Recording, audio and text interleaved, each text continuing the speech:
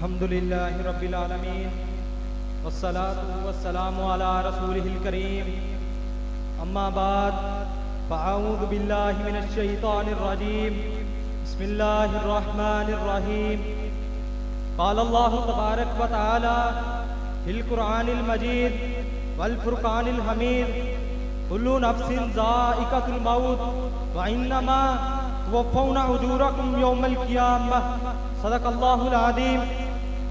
معزز سامعین اکرام، آپ احباب کے سامنے میں نے قرآن مجید کی ایک آیت مبارکہ تلاوت فرمائی ہے۔ اگر ہم اس آیت مبارکہ پر غور و فکر کریں تو یقیناً اس کو ماننا اور اس پر ایمان لانا ہمارے ایمان کا حصہ ہے۔ اگر کوئی شخص اس کو نہیں مانتا، اس پر نہیں ایمان لاتا، اس کے بغیر اس کا ایمان نامکمل ہے۔ آپ احباب کے سامنے میں نے ایک آیت مبارکہ تلاوت فرمائی ہے۔ اس کو سمجھنا ہے کہ اللہ تبارک و تعالی نے ہمیں کیا بات سمجھائی ہے۔ کلو نفس ذائقۃ الموت، ہر جاندار، ہر نفس نے موت کا مزہ چکھنا ہے۔ نہ اس سے کوئی نبی بچا، نہ بادشاہ، نہ ولی اور نہ کوئی فقیر۔ حضرت محمد صلی اللہ علیہ وسلم جو تمام جہانوں کے لیے رحمت تھے، وہ بھی اس دنیا سے رخصت ہوئے، یعنی موت کسی کی شان نہیں دیکھتی۔ اگر کوئی شخص اس غرور میں ہے کہ اس کو موت نہیں آئے گی تو یاد رکھے موت کا ایک لمحہ اس کا یہ غرور توڑ دے گا۔ وَإِنَّمَا تُوَفَّوْنَ أُجُورَكُمْ يَوْمَ الْقِيَامَةِ، اور ہر جان کو اس کے کیے کا پورا بدلہ دیا جائے گا۔ دنیا میں جو نعمتیں یا مصیبتیں انسان کو ملتی ہیں، یہ اصل اس کی سزا یا جزا نہیں ہے۔ اس کا فیصلہ قیامت کے دن ہوگا، جہاں نہ کوئی سفارش چلے گی، نہ دھوکہ اور نہ طاقت، اور ادھر جو چیز کام آئے گی وہ ہمارا ایمان اور ہمارے اعمال۔ یہ آیت ہمیں اس چیز کی طرف متوجہ کرتی ہے کہ ہم نے دنیا میں نیک اعمال کرنے ہیں۔ دنیا میں جو نعمتیں، مصیبتیں، تنگیاں، آزمائشاں انسان کو ملتی ہیں، یہ سب وقتی ہیں۔ دنیا صرف ایک امتحان گاہ ہے۔ اللہ تعالیٰ ہر انسان کو دیکھ رہا ہے کہ کون شخص اس کی نعمت کا شکر ادا کرتا ہے اور کون ناشکری کرتا ہے۔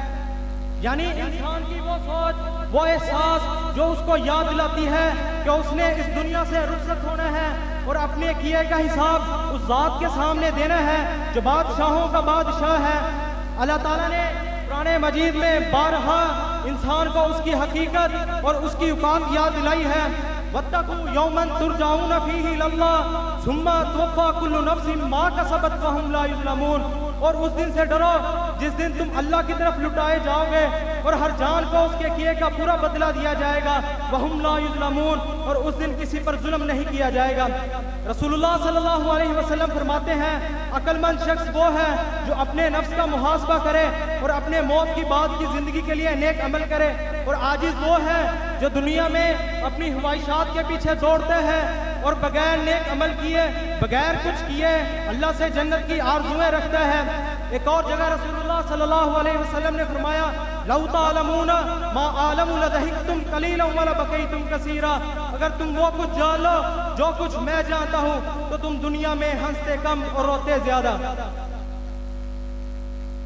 اگر آخرت کا یقین انسان کے دل میں ہو تو انسان دنیا کی خوشیاں بھول جائے۔